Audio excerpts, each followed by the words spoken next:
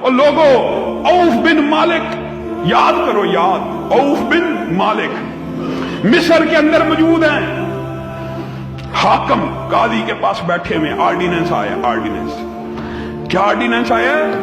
حضرت عمر نے آرڈیننس بھیجا پوری سلطنت کو، آدھی دنیا کے حکمران ہیں، ہر قاضی کو، ہر حاکم کو آرڈیننس لکھ کے بھیج رہے ہیں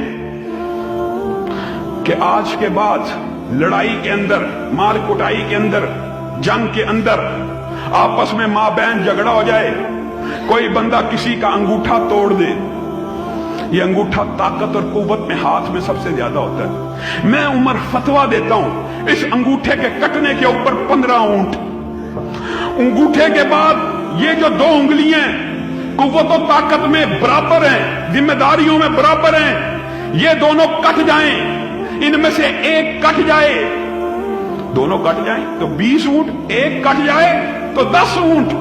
حضرت عمر آرڈیننس کن کو بھیج رہے ہیں؟ قاضیوں کو، ججوں کو۔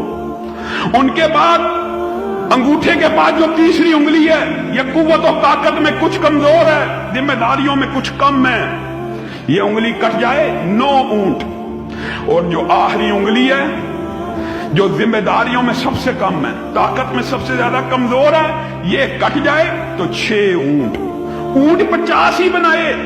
حدیث رسول ہے، ہاتھ کا کٹ جانا 50 اونٹوں کی دیت ہے۔ اب اس کی تقسیم کیسے کریں؟ اپنی رائے سے، اپنے فہم سے، اپنی عقل سے، اور عقل کے مطابق دیکھا جائے کتنا عمدہ فیصلہ لگتا ہے۔ انگوٹھا 15 اونٹ، ساتھ والی 2 انگلیاں 10-10، اگلی انگلی 9، اس سے اگلی 6، بنتے یہ بھی 50 ہی۔ تقسیم ایسے کر دی۔ اوف بن مالک آرڈیننس پڑھے، کہا ابھی اس کے اوپر عمل نہ کروانا اگر کوئی واقعہ ہو گیا۔ رکو، یہ صحابہ ہیں جن کو دین سے کس قدر محبت ہے، جن کا دین کے لیے کیا جذبہ ہے، اسی وقت گھوڑا منگوایا مصر سے، سیدھا گھوڑا دوڑاتے ہوئے مدینہ میں آ پہنچے۔ حضرت عمر کا دروازہ کھٹکایا، عمر باہر آئے، یہ آرڈیننس آپ نے بھیجا تھا؟ جی میں نے بھیجا تھا۔ آپ کے پاس اس آرڈیننس کی کیا دلیل ہے؟ حضرت عمر نے کہا یہ میں سوچتا ہوں کہ انگوٹھا مضبوط ہے، اس کے بعد یہ دوں، یہ دلیل نہیں ہے، یہ آپ کی رائے ہے۔ اوف بن مالک، تم مصر سے میرے آرڈیننس کو معطل کر کے عارضی طور پہ جو چل کے یہاں آ گیا ہے اور میرے سے بحث کر رہا ہے، تیرے پاس کیا دلیل ہے؟ اوف بن مالک نے کہا ہاں میرے پاس دلیل ہے، یہی مدینہ تھا، نبی کریم صلی اللہ علیہ وسلم نے ارشاد فرمایا تھا، الا ان الاصابع فی الدیۃ سواء، اگرچہ انگلیاں ذمہ داریوں میں برابر نہیں ہیں، کوئی طاقت والا کوئی کمزور ہے، لیکن دیت کے معاملے میں یہ ساری ایک جیسی۔ حضرت عمر نے کاتب کو بلایا، کاتب کو کہا میرا فتویٰ دوبارہ لکھو۔ کاتب نے پورے کا پورا فتویٰ دوبارہ لکھا، کہا نیچے اوف بن مالک کی سند سے یہ حدیث لکھو۔ وہ حدیث لکھ دی۔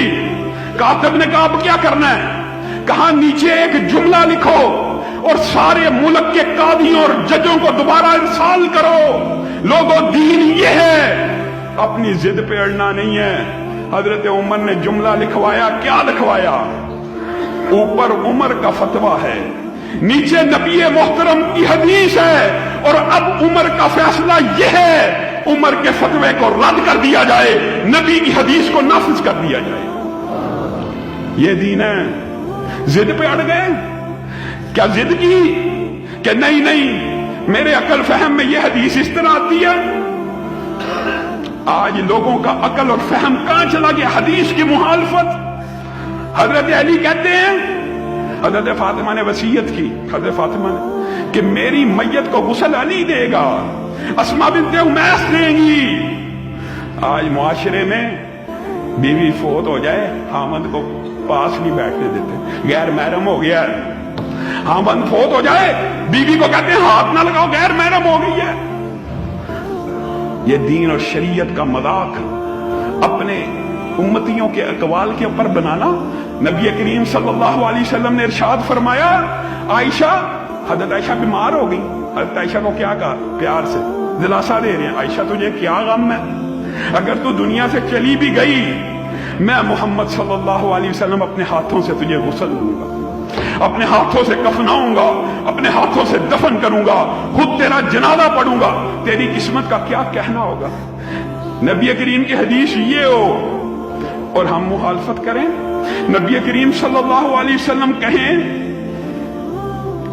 دکھ ہے نا، دکھ کی بات، وعدے عبارت حدیث کے مخالف۔ نبی کریم کے مغرب سے پہلے 2 رکعتین پڑھو، صلو رکعتین قبل المغرب، مغرب سے پہلے 2 رکعت پڑھا کرو۔ صحابہ خود بیان کرتے ہیں، ہم مغرب کی نماز ادا کرنے کے لیے جاتے، صحابہ اتنی زیادہ کثرت سے 2 رکعتیں پڑھ رہے ہوتے، ہمیں یوں گمان ہوتا کہ شاید مغرب کی نماز ہو چکی ہے۔ ماشاءاللہ انہوں نے لکھا کہ مغرب سے پہلے 2 رکعتیں ہمارے مذہب میں نہیں ہیں۔ یہ کون سا مذہب ہے؟ مغرب سے پہلے 2 رکعتیں ہمارے مذہب میں نہیں ہیں۔ لوگوں، اللہ سے ڈرنا چاہیے، خدا کا خوف کرنا چاہیے۔ اگر رسول اللہ صلی اللہ علیہ وسلم کے بعد کسی کا فتویٰ چل سکتا تو کس کا چلتا؟ ابو بکر کا چلتا۔ افضل الخلائق بعد الانبیاء، نبیوں کے بعد سب سے افضل مخلوقات میں سے۔ اور حضرت عمر، ان کے بارے میں صحیح حدیث کے الفاظ پتہ کیا؟ یہ محدث ہیں، محدث نہیں، محدث کون ہوتا ہے؟ جس کے منہ سے ساری زندگی صرف حق نکلتا رہے۔ وہ عمر بھی اگر آرڈیننس دیں، فتویٰ دیں، ایک صحابی عوف بن مالک آگے حدیث سنائیں، عمر رجوع کر لیتے ہیں۔ آج عمر دوبارہ آرڈیننس جاری کر رہے ہیں، کہا آج کے بعد کوئی حج تمتع نہ کرے۔ وجہ بھی سن لیجیے۔ لوگ کہتے ہیں جی نیک نیتی کی بنیاد پہ، نیت صاف ہو، نیت پاک ہو تو کوئی حرج نہیں ہوتا، حرج نہیں ہوتا۔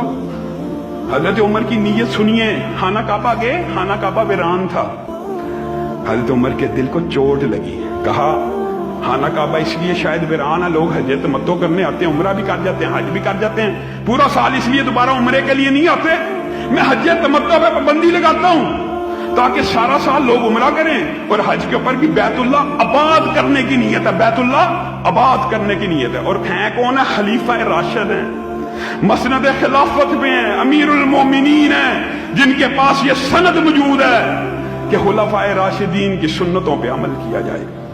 یہ سند بھی موجود ہے نبی کریم صلی اللہ علیہ وسلم کی طرف سے، آرڈیننس۔ لیکن اس کا مطلب یہ نہیں ہوتا کہ خلاف حدیث بات کو مانا جائے، یہ صحابہ کا طرز عمل۔ آرڈیننس جاری کی، آج کے بعد کوئی حج تمتع نہیں کرے گا، ہر کاروں نے اطلاع دی، آپ نے پابندی لگائی ہے۔ اور آرڈیننس کی سب سے پہلی مخالفت آپ کا اپنا بیٹا عبداللہ ابن عمر کر رہا ہے، میقات کے مقام پہ پہنچا ہے، لبیک کہا ہے، حج تمتع کی نیت سے پکڑ کے لاؤ، پکڑ کے ہرکارے لے کے آ رہے ہیں۔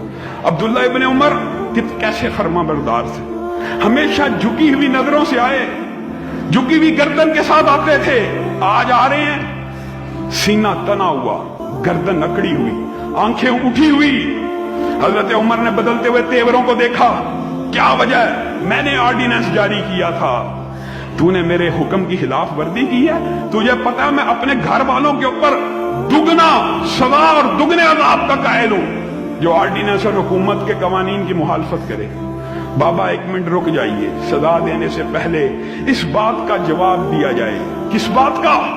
بیٹا بول رہا ہے باپ کے سامنے، بابا یہ سامنے قبر رسول ہے، کیا اس مدینے والے کی سنت کو مانا جائے گا کہ آپ کے فتوے کو مانا جائے گا؟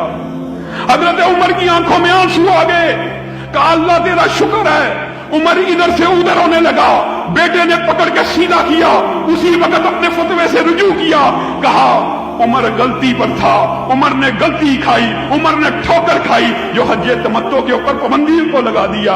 حج تمتع مدینے والے کی سنت ہے، اور مدینے والے کی سنت کے سامنے عمر کا فتویٰ نہیں چل سکتا۔ لوگوں دین یہ ہے، دین یہ ہے۔ آپ نے دین کس بات کو بنا لیا کہ کسی امام کا قول آ گیا؟ نعوذ باللہ، نبی کریم صلی اللہ علیہ وسلم نے فرمایا اللہ کی لعنت ہوتی ہے حلالہ کرنے والے، حلالہ کروانے والے، جس کے لیے کیا جائے۔ حلالہ کرنے والا ادھار مانگے ہوئے سانڈ کی طرح ہے۔ ایسا نکاح جس کی بنیاد طلاق پہ ہو وہ نکاح نہیں ہوتا۔ नाऊज़ु बिल्लाह, तुमने कहा नहीं हो जाता। अगर हलाला इस्लाम में जायज है तो मुता के ऊपर इतराज क्यों है? मेरे हनफी भाई जरा दिल खोल कर, दिमागों को खोल कर इस बात का जवाब दे, ये दीन के साथ कैसा मजाक बनाया जा रहा है? अगर तलाक की नीयत के ऊपर निकाह जायज है तो मुता के ऊपर इतराज किया है। मुता भी तलाक की नीयत पे निकाह है। मुता के अंदर भी 1 दिन, 10 दिन, 1 माह, 10 साल, 5 साल, 1 घंटा, 2 घंटे का टाइम मुकर्रर होता है। उसके ऊपर किस बात का इतराज है? यहां पे हलाले के अंदर पता क्या तरीका बनाया हुआ है? नाऊज़ु बिल्लाह। अभी तलाक भी तलाक हो गई है जी, ये भी खिलाफ शरीयत बात हो गई। अब सजा तुझ जैसे बदजुबान और गुस्से वाले को नहीं मिलनी, बीवी को मिलनी है। अभी तलाक की इद्दत में है, किसी और से निकाह करवा देते हैं। वो 1 दिन पास रखता है, वो तलाक दे देता है। अब उसके निकाह की इद्दत में है, रजू हो जाता है। दीन का मजाक उड़ाया हुआ है, दीन का तबस्सुर उड़ाया हुआ है। ये शरीयत है, ये दीन है।